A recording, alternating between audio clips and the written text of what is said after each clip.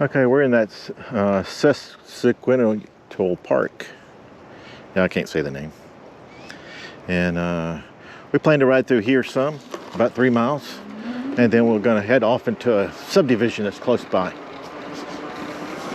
Or at least that's the plan.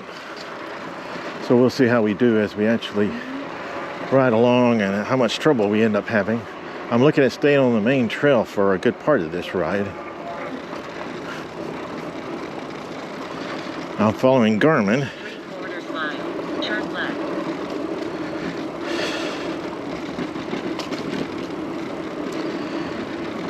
And I'm following, I actually have my phone talking to me also, if you can hear it, maybe, as it gives instructions. I actually have it so it could talk to my helmet and tell me in my helmet where I'm going. I just hadn't turned my helmet cam on yet.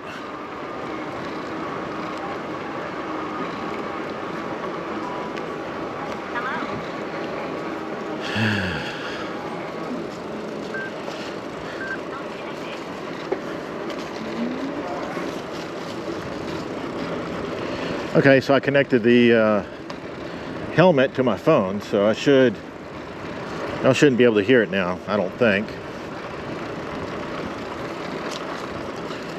Or at least that's what the purpose of it. So hopefully this will be a nice ride.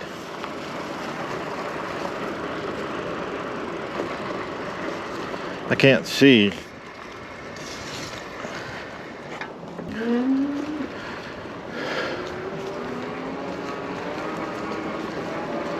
I've been so looking forward to this ride today.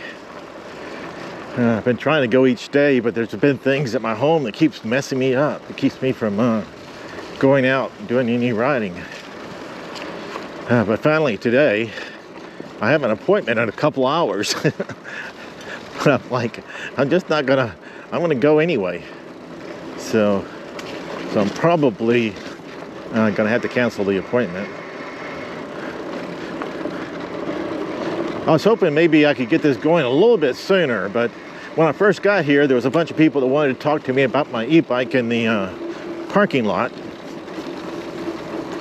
And, you know, I kind of like talking about the e-bike, so, so I sat around and talked with them for a while. And it got me a later start than expected, but that was okay. I had fun talking about the bikes. E-bikes in general, this one here specifically, but e-bikes in general.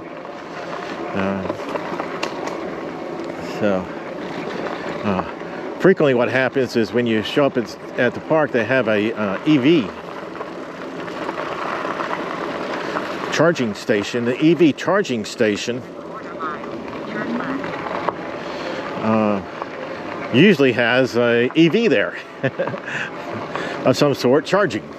So, and those people are usually interested in electronic bikes, which wouldn't make sense. You know, why wouldn't you be, if you have an electric vehicle, you not be interested in an electric bike? So so I usually get talked to by the whoever's is at the station filling up. They also have to, you know, takes a bit of time, 20-30 minutes or so, to get their car in good shape so they can continue on their journey. So this gives them something to do also, besides just stand there and read a book or whatever you do. This one guy said what he wanted to do was get a bike to carry with him with his EV, so whenever he stops to fill up, he can jump on his bike and go somewhere. So I kind of like that idea. That sounded like fun. That was the kind of idea that that I would like to have had, because I'd be bored sitting there waiting for the battery to charge. And that was one of the reasons I didn't get an electronic vehicle, was because of the charging time when you're out and about, because I don't like just going somewhere and hanging around for, well, I thought it would be for a couple hours, but he says you can just only 30 minutes. Oh, thanks.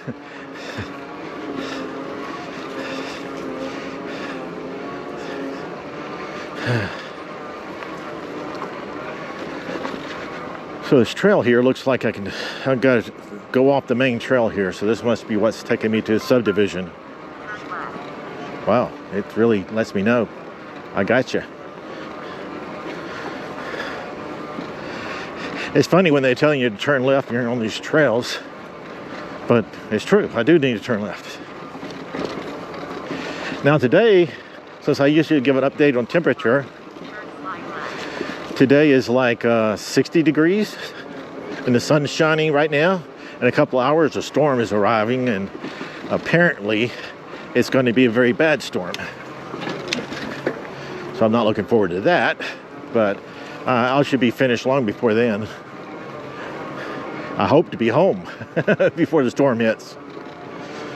But I checked the storm before I left, and so I should have 3 hours before it starts sprinkling, and maybe 3.5 hours before the storm hits. Now today the wind is blowing about 11 miles per hour, which is pretty strong for the weather around here. I'm not used to having 11 mile per hour wind often when I go riding. So it's usually like 3 to 5. So get 11 miles per hour gives you a little bit of a headwind at times. Now on the e-bike, it doesn't seem to make that much of a difference, because that's the reason, one of the reasons you got the e-bike, to make things like that not be that big of a difference.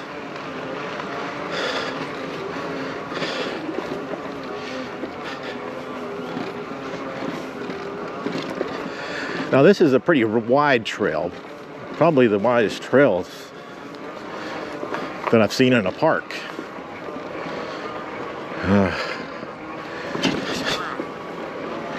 The ground is basically sand and dirt with occasional tree roots.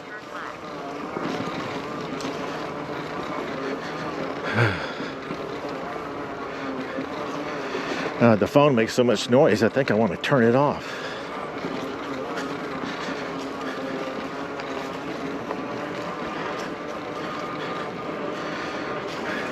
Now this is going to take me to Polo Road,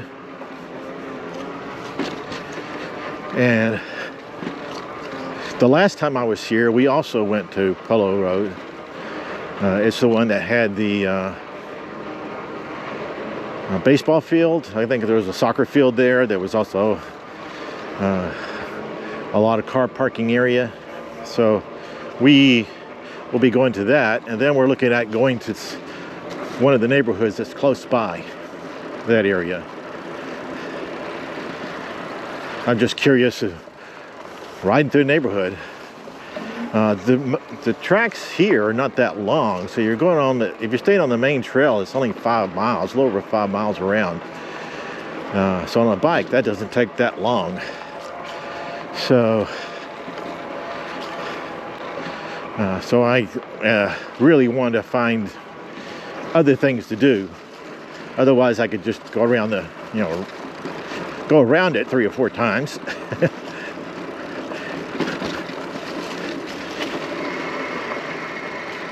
All right, let's see, how do you go around this? I don't think I can jump that. Here's somebody looks like they've got a road this way. Yeah, that worked. All right, now there's supposed to be, yeah, I see it right now. I see a road over here. Can I go through that? I don't know. I don't think I can make it through there. Let's see, can I make it over something over here?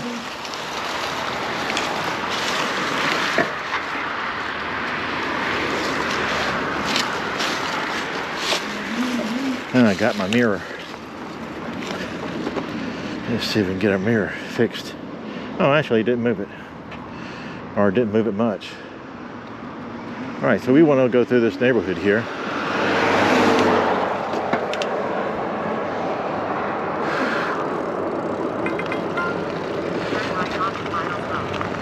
All right, so I'm wanting to turn off this phone because I don't like listening to it talk all the time.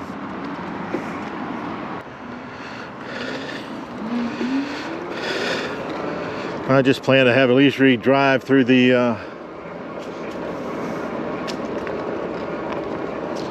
neighborhood. I believe this is Saint something. school and church. Looks like a lot of cars are here. So I guess school's in session, so I probably should not go up there. They think that I'm some type of person causing trouble.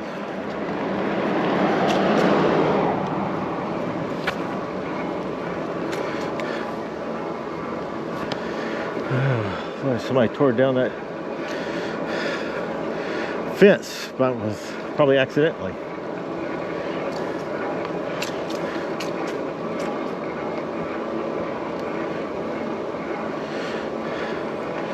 I try to get about 6 miles of stuff through these side streets here, so I should be, I think it's going to be 12.3 miles is the total of this route that I'm planning on taking. That's assuming I'll follow Garmin's directions perfectly, which I'm not sure that's ever happened the first try in a neighborhood. It takes a couple of tries to get used to Garmin telling me where to go.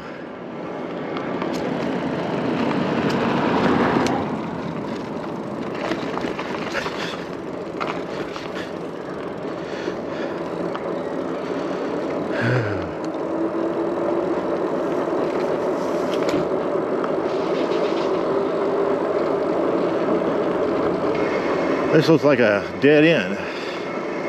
So no sooner than I say that I probably will take the wrong path, I take the wrong path. So it didn't take long. I guess it wanted me to turn left at the next street, so we'll have to go back up here and try again.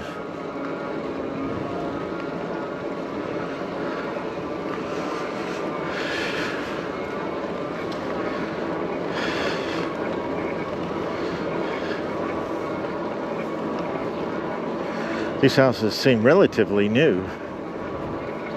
I mean, probably less than 10 years old. A lot different than my neighborhood, which is 50-year-old houses.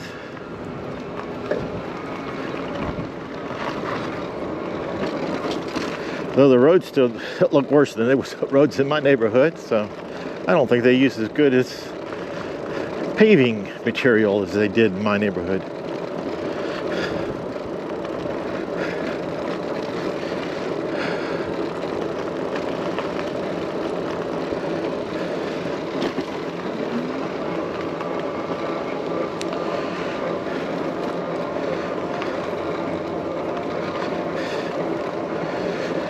We got kind of an interesting story to talk about this time. It's interesting to me because it shows who I am, how I function. I have a company that wants me to review their bikes. And we're kind of still trying to decide whether or not I want to actually do it, because it covers basically building the bike. Now, while I'm somewhat intrigued about building a bike, y'all seen my skill level and heard me tell stories about my skill level of building stuff. It's very low. So can a person who's doesn't have any desire to build things actually put together a bike, a do-it-yourself bike, where I got 50 parts I got to put together? So I debate this on and off.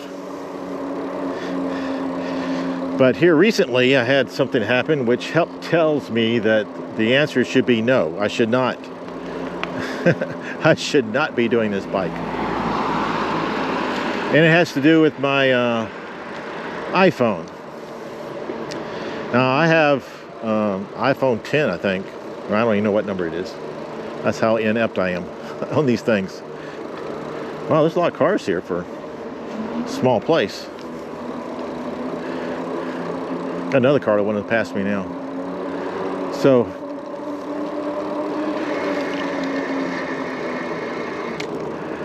anyway, I have this iPhone. This is pretty.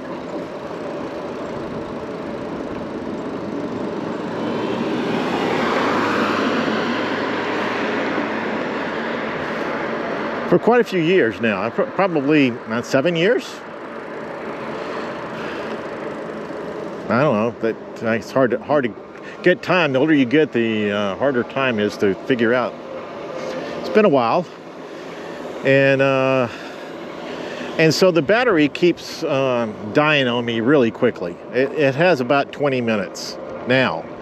About a year ago, it had it would last about an hour before it would go dead, and that's just sitting around playing music or just waiting for a phone call to come in. So yeah, not very good. And so I kept it plugged in almost all the time because if I needed to make a phone call and talk to somebody, it would be dead if I just let it laying around the room somewhere. So it's slowly been getting worse and worse and worse. So finally it had gotten down to the hour that I was telling you about, and I decided I need to get a new battery.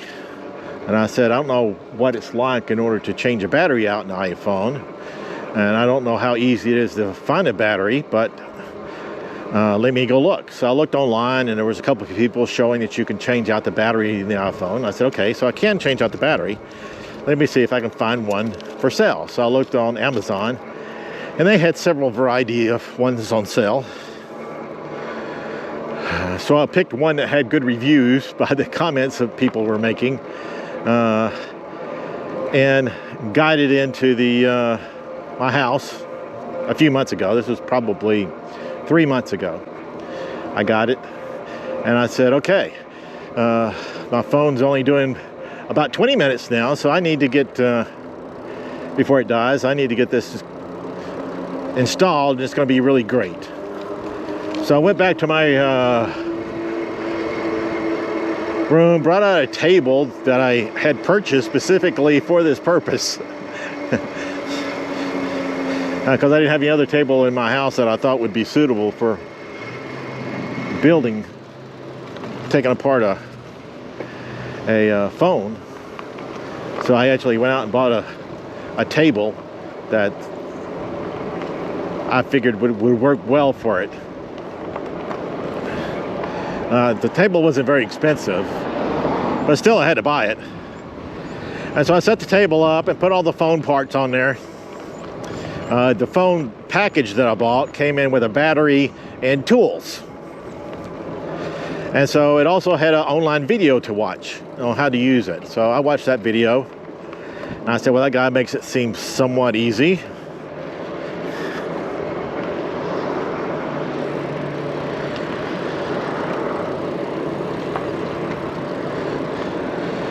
But of course, you can't rely on my ability of what's easy to count, because I can make the easy extremely hard. But I was determined to do this. I didn't want to take my phone to a shop where you abandon your phone to them for a few days while they do it. So I wanted to do it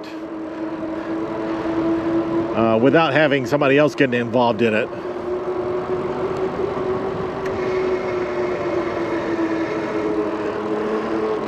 It's a nice neighborhood. So I went there, watched not only the video they recommended, but I went and pulled up a couple other people's videos to see what type of troubles they were having installing their batteries. Now, it may not have been the same company battery they were installing, but they were installing a battery on my phone, so the same process would happen even if it was a different company's battery. So I watched those, and everybody seems to say that the first step is the easiest step. And the first step was to open up the case. So I watched them open up the case, and that seemed very easy for them. Now, they didn't seem to have any troubles. They had two little screws that they would take apart, and then they would then take this little plastic thing that looks like a guitar pick and pry open the glass, separate the glass from the rest of the case, and that's what they would do. So I said, okay, that doesn't look too bad. Yeah, well, turns out that I couldn't do it.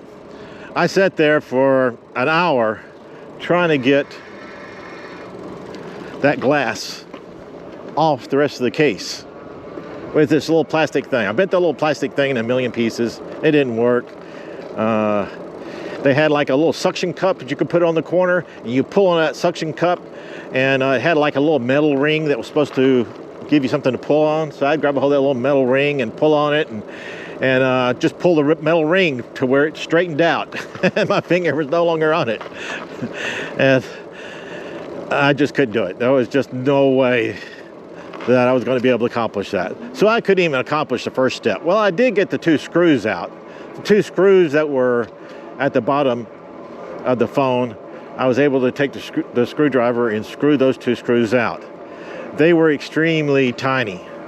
And when I was trying to put them back in, I couldn't feel them on my hands. My hands weren't sensitive enough to feel them. So I had to like look at them in order to try to do them. And one of them, when I was trying to turn it to face the screw hole so I could actually screw it in, it fell. Now it was only like an inch from the table, but you know how things do. It bounced on the table and disappeared. So far it's total disaster. I had only 2 screws I had to worry about. I've lost one of them. I only had one little screen, glass screen, that I needed to separate from the case. Could not accomplish that goal at all. So I went through, spent time looking for the lost screw. Now it turns out I apparently have roach droppings on my carpet, because roach droppings and tiny screws look exactly the same. And so I had gone through, was picking up an awful lot of roach droppings, trying to find if any of them were the screw. And for about an hour and a half, none of them were the screw. Now I have to be pretty happy about myself, because I did spend an hour and a half looking for it. I usually get sidetracked pretty quickly, so after 10 or 15 minutes, under normal circumstances, I would have dropped out and decided just forget it. Phone didn't need that screw anyway, I bet. But I was like, nope, this phone is not going to defeat me. It was a very simple process. It was just 2 screws taken out, 2 screws put back in. I'm not going to let it defeat me so easily. I'm going to at least try to not be defeated. So I kept searching and kept searching and kept removing roach droppings after roach droppings. Eventually I removed all the roach droppings and found the screw. I was like, praise the Lord. I said, wait a second, I probably should have prayed earlier like I did with some other things, and maybe I would have found it sooner. But I didn't do that. So I just yelled at myself for not doing that and then spending so much time looking for that stupid screw.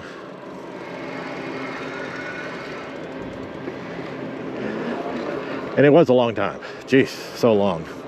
So anyway, I found the other screw very carefully, as careful as I could be anyway. I got the screw, was able to get it back in the slot. I said, okay, so we can consider this a total failure. So 3 months go by. Now my phone's down to about 10 minutes charge time. I can't even finish a phone conversation because by the time I unplug it and make the phone call and they answer, I probably got like 5 or 6 minutes left before the phone dies. So only short conversations. And I was thinking, I really need to get this phone fixed. Really need to get it fixed. So I said, all right, all the stuff's still sitting on the table. Now it's got some dust on it because time has gone by.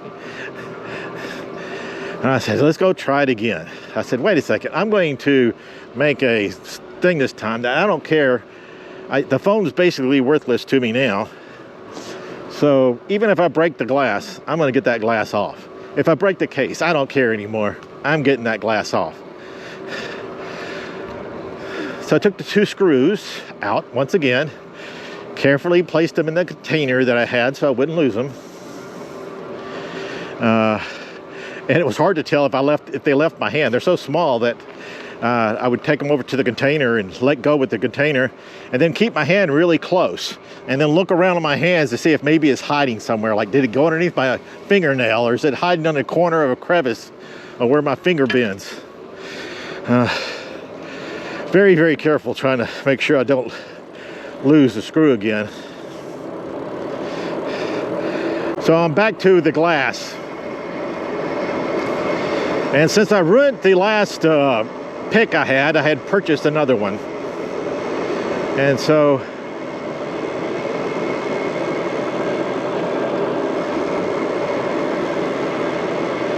I guess I should have turned back there. I do a U-turn.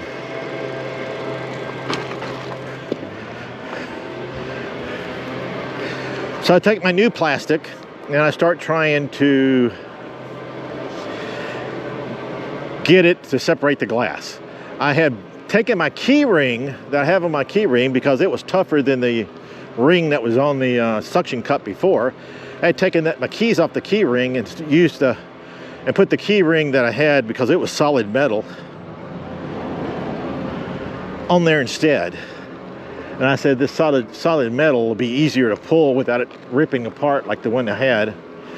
So I put the suction cup on there. I yanked on it. I used my little plastic thing and basically ruined it too. So now I rent 2 little plastic pick things that you're supposed to use to get the phone off. And still the glass holds tightly. I said, all right, I promised I was going to get it off even if I break the glass, so I'm going for metal. No more plastic. So I went out and got a box cutter. And took the duller end and started trying to cram it between the glass and the metal. And I didn't break the glass. I did harm the metal quite a bit, but I didn't break the glass. And finally got it separated, where I was able to get a credit card in between the glass, and eventually worked the glass off of the case, so the glass was no longer touching the case.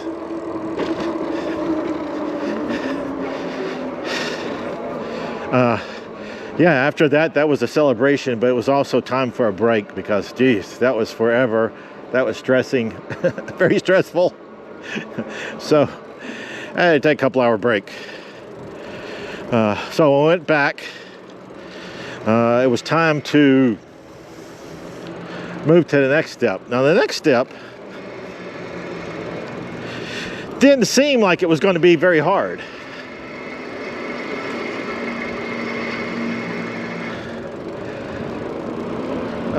All I had to do was remove 5 screws. And you had to keep the 5 screws in a particular order, because the screws needed to go back into the exact same slot. Otherwise, you had the potential of breaking the phone. So I had a plastic container that I set up with 5 little areas, so I could put in each of the 5 screws in a different area, so they would continue to be, so I could identify where they would go back together as. So I got 4 screws out and put into their proper slots, which only left the middle screw, which was the last one I was taking out. Am I lost? I feel like I'm lost. Maybe I'll get it back on track up here in a minute.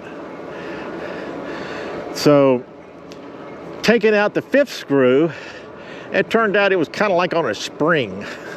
So as soon as I got it loose, I sprung the spring and the screw flew off into the air. I think I felt it hit me, and then who knows where it went. But it had the thing apart, and I said, well, I guess it's time to Search for this stupid screw. I said it could be anywhere in this room. So definitely not something I was looking forward to searching for, but nevertheless something that needed to be searched for. So the first thing I decided to do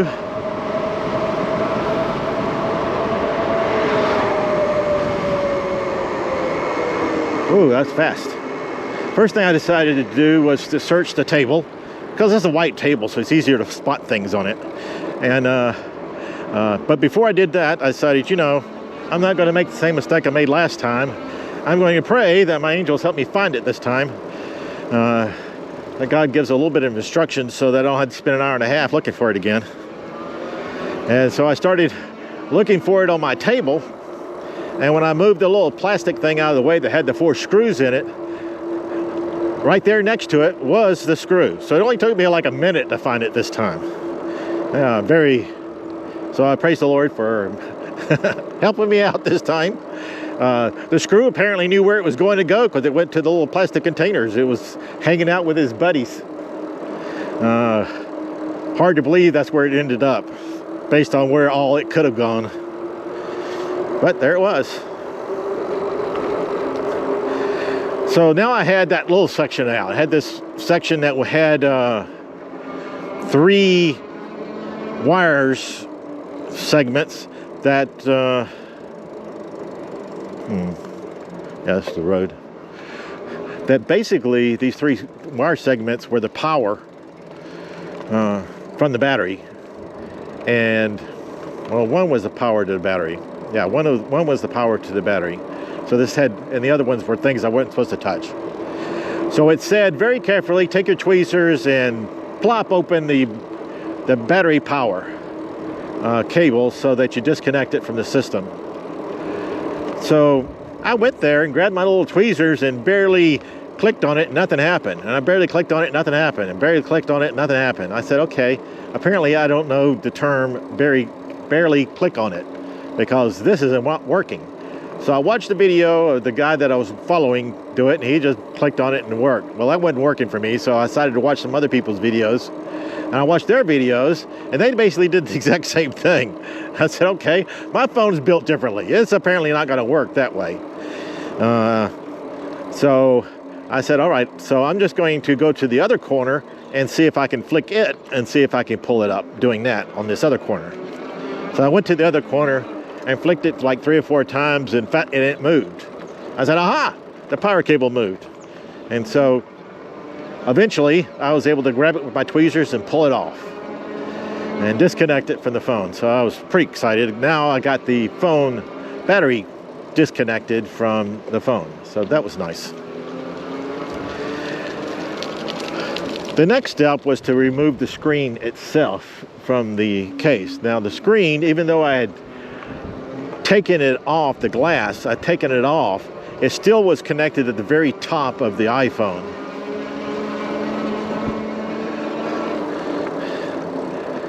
So my next job was to disconnect the screen so you could remove it from the case.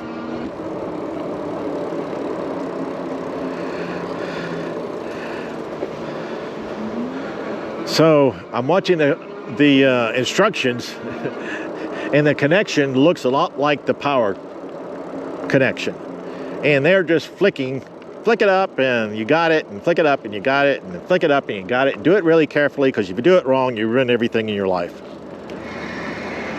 And I said, okay, we already know I can't do this flicking part, so this probably is not going to work, but I'm going to give it a shot. So I went up there and I did my little flicking thing, and yeah, nothing happened. I wasn't getting anywhere. So I said, okay, flicking's not going to work, so I'm just going to have to figure it out myself. I'm not sure what figuring it out myself was going to look like. So until you actually get out and do it, you don't know. So I messed around with it with my little tweezers, trying to pull on one end or another, flicking up here and there, trying to find a spot that would actually loosen it. And I guess on my 3rd or 4th spot that I decided to try, it actually loosened one of them. And then I moved on to loosening another one, and then finally got the third one. So I got all of them loose, not in the order they wanted me to do them in, because yeah, I couldn't do them in the order they wanted me to do them in. So I ended up doing it in the only order I could figure out how to do it.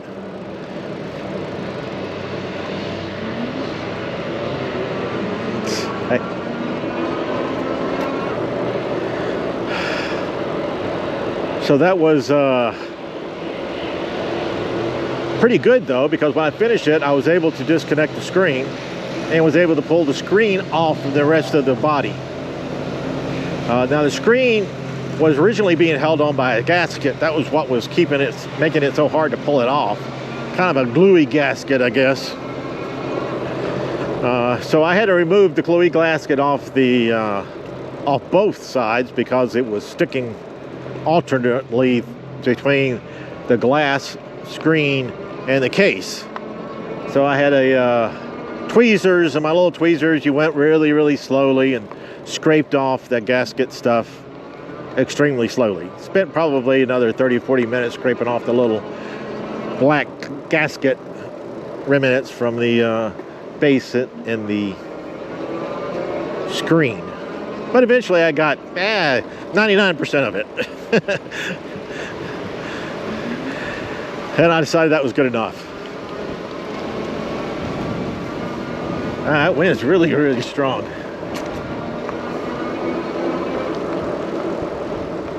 Wow.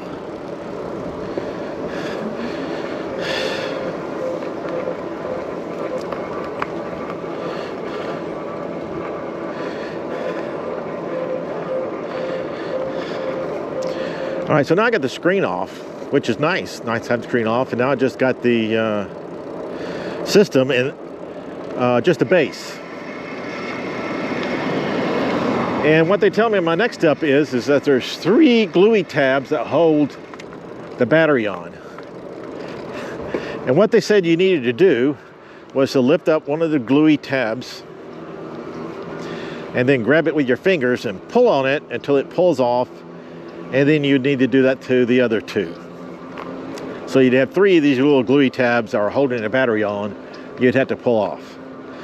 So out of these videos I was watching, about 5 of them, nobody successfully pulled it off, all 3 of them, their first try. One person got 2 of them, and then the third one failed. One person didn't get any of them. And then another person got 2 of them, or got 1 of them, and almost completely did the second one before it broke. And the third one broke almost immediately. So I didn't see the strategy that they were using that was different between the ones that broke and the ones that didn't break. So I was thinking, oh, this is kind of like pot luck, whether or not it's going to work for you or not. And I said, based on my history, these are not going to work. So I tried the first tab and pulled on it, and it broke. I tried the second tab and pulled on it a little further, but it still broke. And then I grabbed the third tab and pulled it on it, and it broke almost immediately. I go, great. I said, I guess I was expecting that. So what do we do now? So I watched all the videos on what people did after they broke. And I decided, well, I'm going to watch the one that broke 3 because that's closest to what I did. So he grabbed the credit card and slid it underneath the battery. And he says, you got to do this carefully because if you bend the battery too much, it blows up. I go, well, all right, thanks for the warning. I go grab my fire extinguisher so I could put out any fires created by the bending battery. And went to go get my credit card, one that had expired, and started sliding it underneath the batteries. Now the goal was to get the battery up just enough where you could grab a piece of the broken item and then start pulling again. So I didn't feel very comfortable like this. I said, this strategy is just not going to work. This seems like a stupid strategy, but it's the only strategy I have. So I pried up the corner, was reaching under there with my little tweezers, was able to grab one of these strips, pulled it towards me. It broke because the tweezers are very narrow and the strip's kind of thick, so that narrow grabbing of it. So I said, I need to do it slightly different. So I kind of tried to peel it slightly to get where my big fat fingers could grab a hold of it. Finally was able to grab a hold of it, my fingers, pulled on it, and I was actually able to pull on it and kept pulling on it, and eventually I pulled the whole strip out. I was going, woohoo, I got one of the three. And that gave me encouragement that it was possible for me to actually do. And I only had 2 more. I could free up the battery. So I got my credit card back and moved to the second one, which is in the middle. And it broke off really early, so it was easy to find. And so I grabbed it and pulled on it, and sure enough, it came right out that time too. So now I got 2 of the 3 that I need to do in order to release the battery. And so the third one broke where the top half broke off. So it was the bottom half that I needed to go after.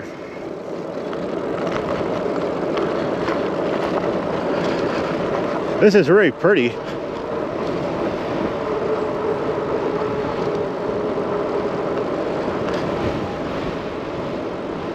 I thought that was going to be a bike path, but it's a golf cart path.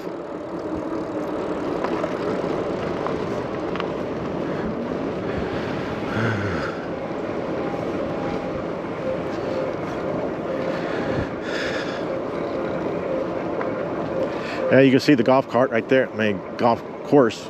One of the holes right there with the flag. Anyway, I was on the third one. It was halfway down, and so I was able to pry it up the battery, because now I got a little bit better leverage to get to the other end, since the first 2 strips were off, and I was able to pick up the battery big enough where I was actually able to get my fingers in there and grab a hold of it and yank on it, and was able to pull it off. As soon as I pulled it off, the battery came free. I was so happy. But just because you got a battery out doesn't mean you can put a battery in. So now comes the reassembly process of putting in a new battery,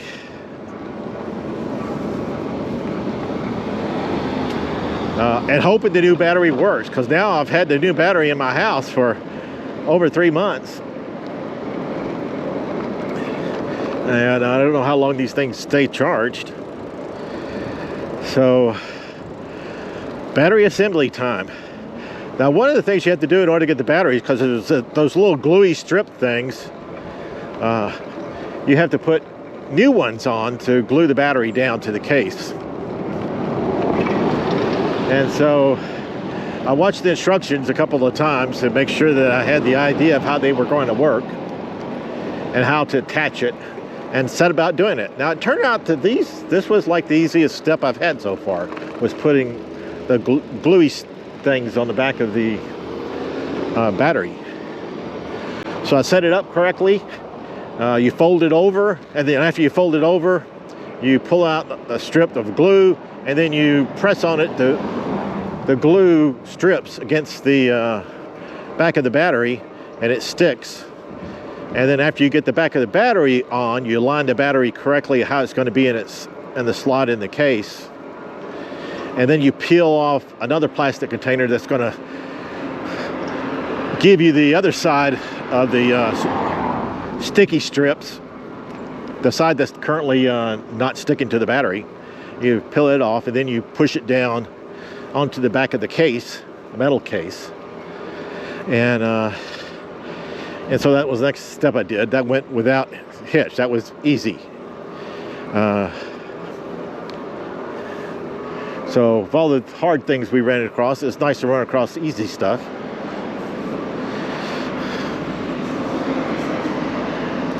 This looks like a busy road.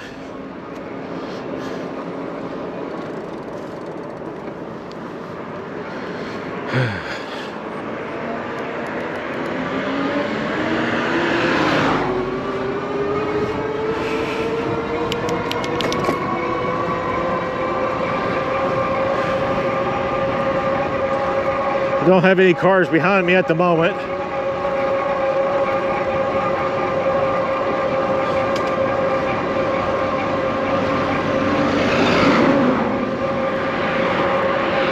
According to this, I have to go a mile.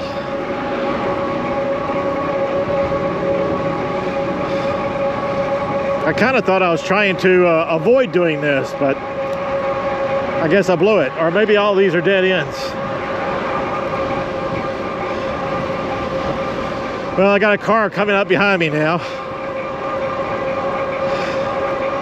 Still got 9/10 of a mile.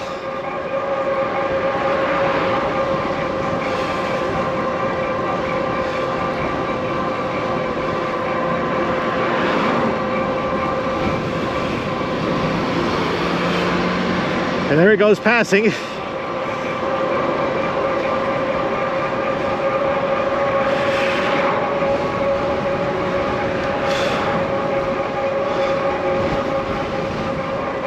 I have strong headwinds here.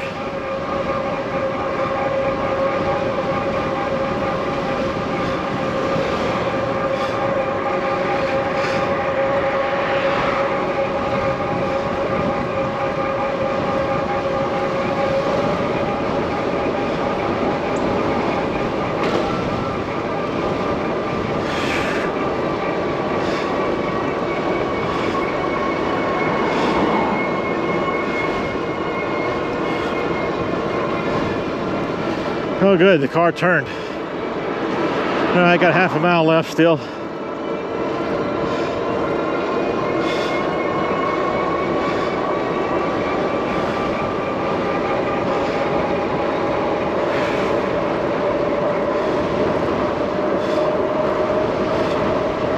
A little roller coaster of a road.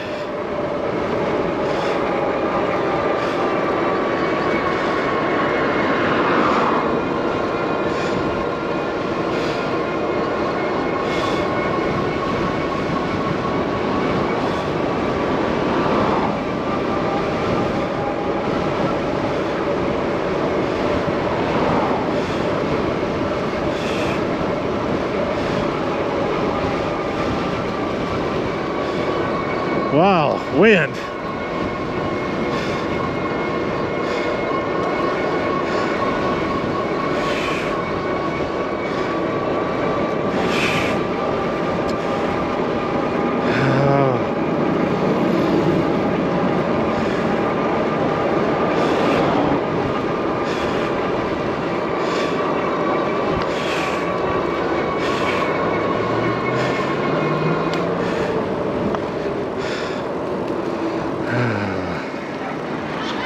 Whew. I'm tired.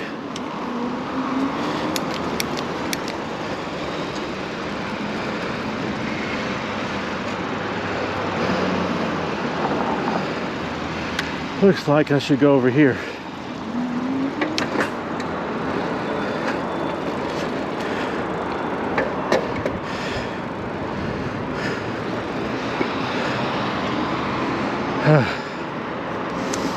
All right, that car behind me didn't hit me, so that was good. Looks like we get a little bit of protection for a little while.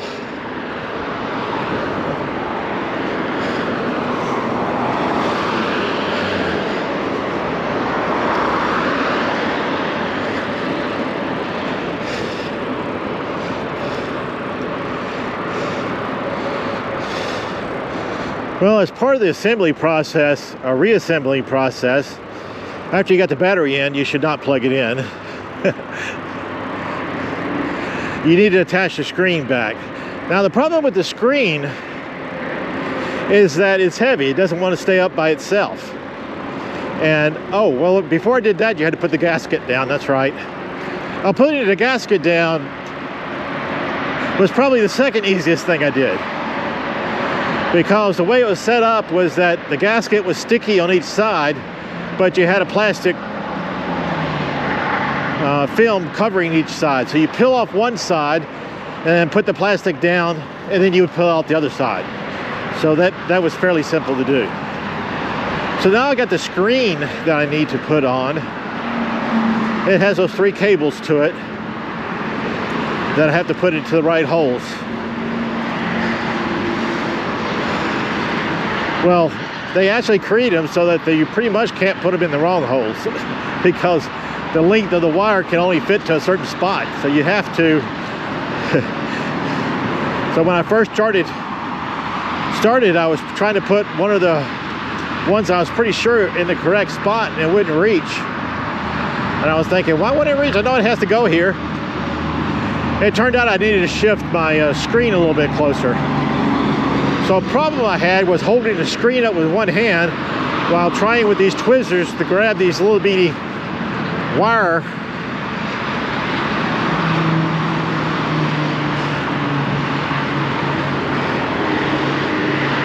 And somehow or another, by grabbing those itty bitty pieces of wire, you were going to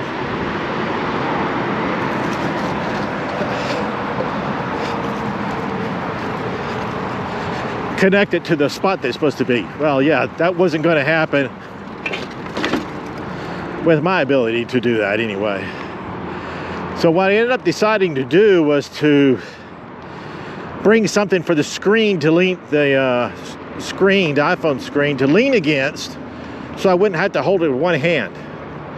That way I could use two hands in order to put the 3 wires back in the right slot in the base. And it kind of worked well enough where I was able to actually do that. I was able to get all 3 in eventually. Took a little while, maybe 15 minutes to get the 3 in, but I did get them in, which is the most important part. But then I had to put it on that 5 screw thing. Had to put it back.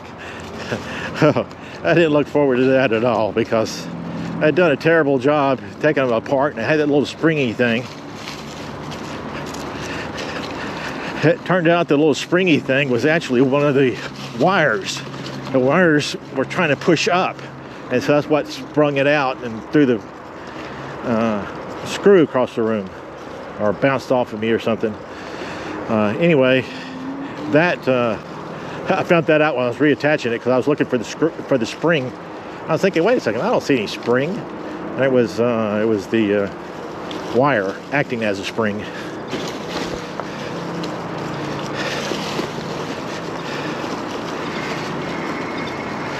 And I have to say is that those screws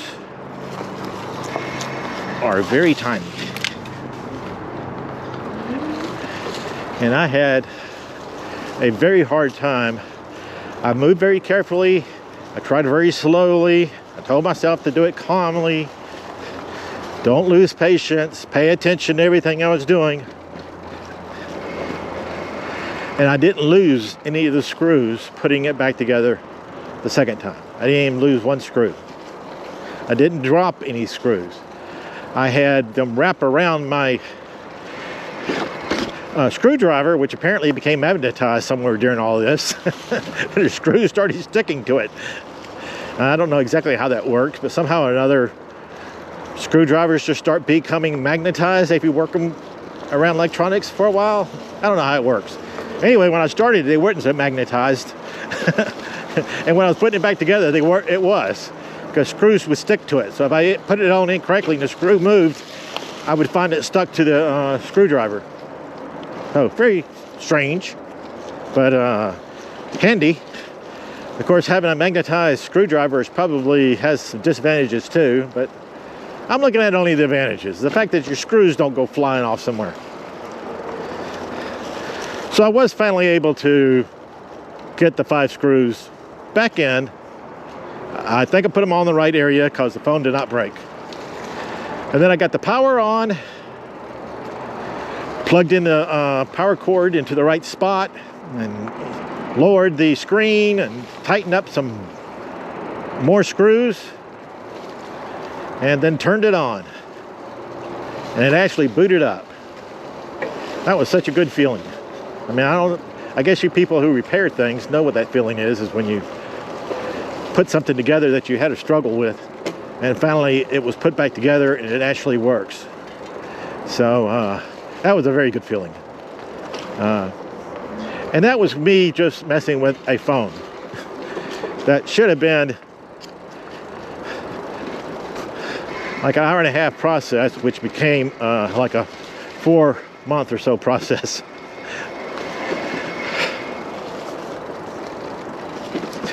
So, having said all that, do you think that I should be the type of person that does a do-it-yourself bicycle, that can put a bicycle and all the cables and things together to end up with an actual working bike?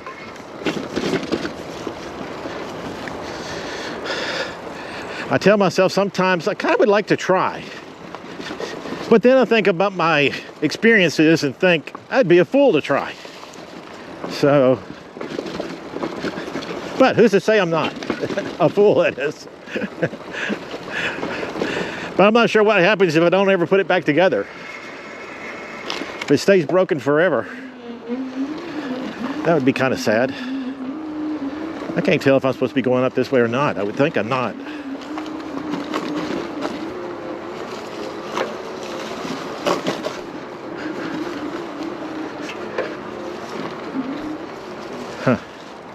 Let's see what it says. You say that I'm going the wrong way, which I kind of thought it was. So let's just see if we can just take shortcuts now and just make our own path.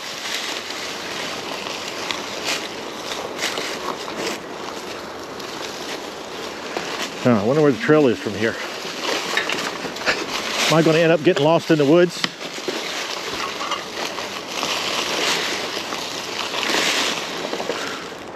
I think the trail's over there, maybe.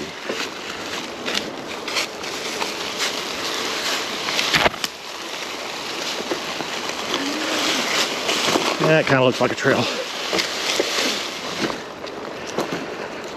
Here I am, a trailblazer.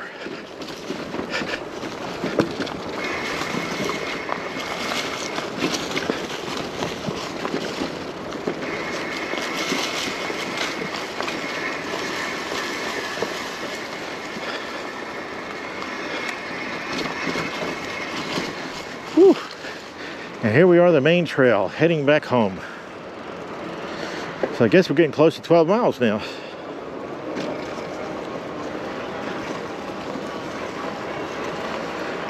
Now I see clouds coming in, but they aren't here yet. So I think I should still have an hour before the storms start hitting, or the rain hits and storms.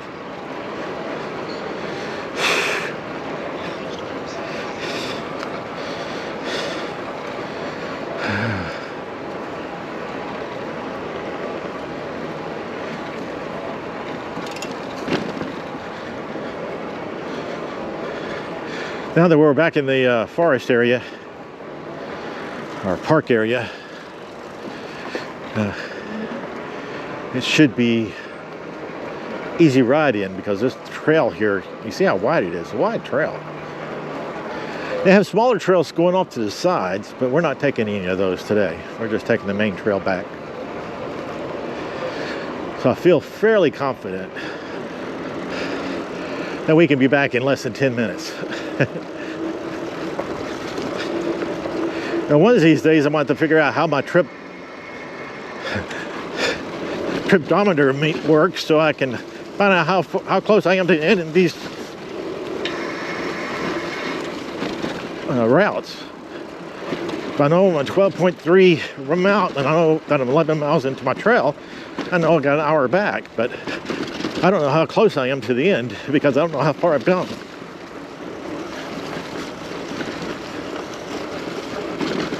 Although this thing says 1.6 miles to end point.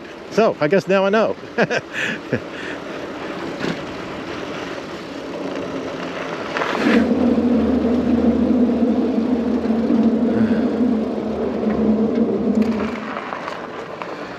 Well, even though it's 60 degrees, I'm pretty hot. I'm sweaty.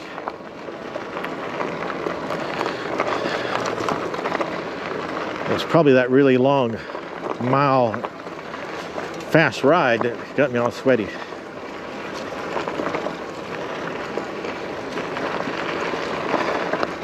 It's nice to end the ride on a nice slow pace though.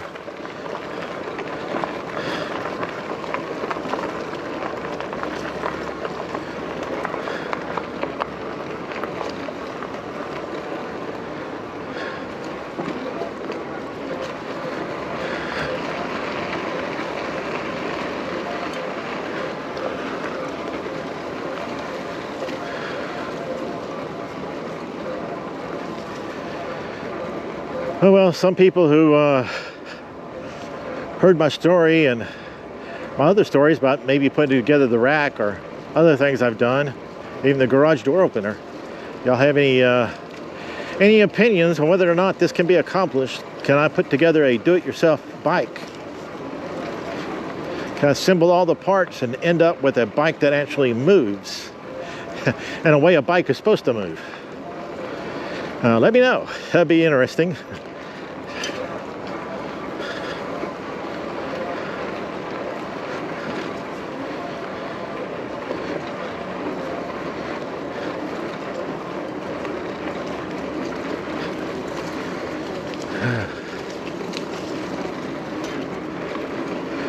Man, I really missed riding. This was really a good day.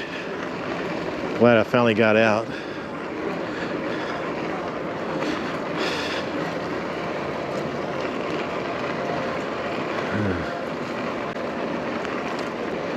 The last video where I was hoping to get out and do some riding on the trail, it ended up where I couldn't because of the storm that we had. And I think that was the last storm we've had. Although this storm here is supposed to be coming in, bringing in tornadoes. There was a lot of tornado earlier on. Right now it's out in Tennessee, heading this way, almost due east. So we'll get it before too long. It might actually be on the very edge of this state.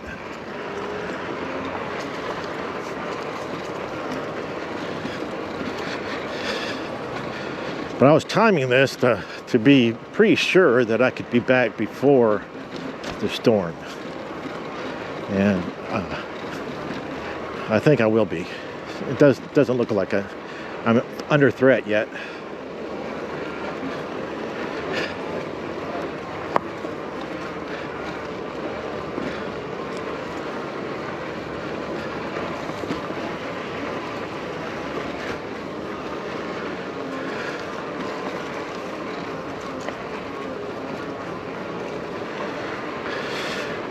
That forest is going to probably just getting ready to open up and getting ready to be drenched again. So it'll probably be closed for another week. Oh, I don't know if I told you all this, but I picked up the annual pass to the state parks that South Carolina has. So I can go to any of the state parks now and park there without having to pay to park.